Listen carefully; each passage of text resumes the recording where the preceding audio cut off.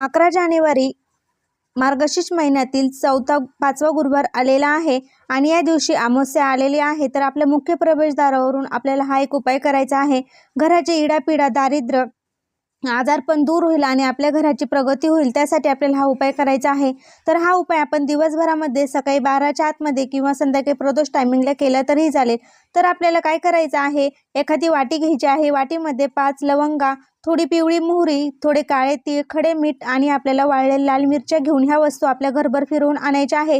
प्रत्येक कोपऱ्यानं कोपरा टच करून आणायचा आहे आणि टच करून आणताना जय राम श्रीराम जय जय राम असं म्हणायचं आहे आणि मुख्य प्रवेशद्वारावर येऊन ती वाटी मधोमध आपल्या उंबरठ्यावर ठेवायची आहे आणि त्या वस्तू आपल्या हातामध्ये घेऊन घड्याळाच्या दिशेने जसा काटा फिरतो तसा आपण ते 7 वेळेस घरावरून उतरायचं आहे। इडापिडा, दारिद्र्य, आजारपण दूर होऊ दे असं म्हणायचं आहे आणि घराबाहेर जाऊन आपण ते कचऱ्यामध्ये किंवा आपण दक्षिण दिशेला टाकून द्यायचं आहे। तर असा हा उपाय आपल्याला मार्गशीर्ष गुरुवारी